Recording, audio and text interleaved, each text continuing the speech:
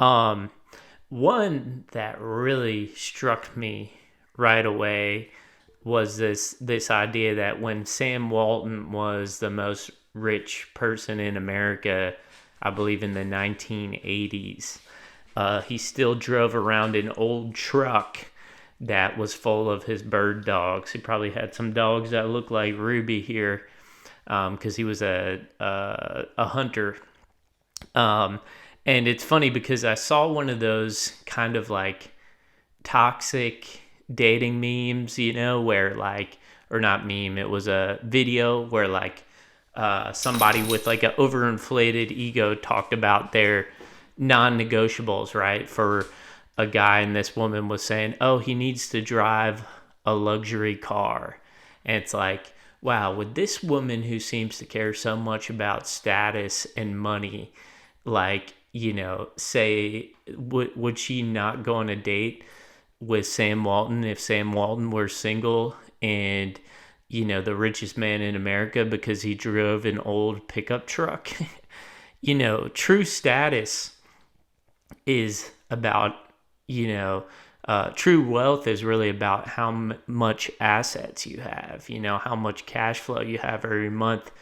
I remember when I was in Miami, living in Miami for a year during the pandemic, I was driving a 2018 Honda Civic with about 80,000 miles on it. I believe I barely owed anything on it, maybe like couple $1,000. And I wasn't making very much money at the time, probably not enough to be living in Miami. And I was living in like a cheap apartment above a pizza shop.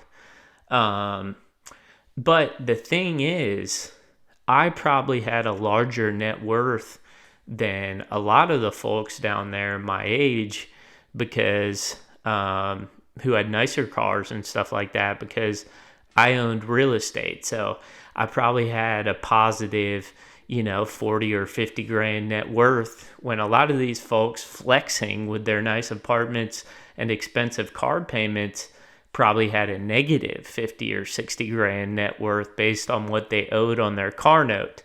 So, some of these memes around somebody has to drive a luxury car or whatever, it's like, hey man, like, let's look at what actual assets a person has, what actual character, what actual attitude that they bring to their work and their hobbies in terms of intentionality.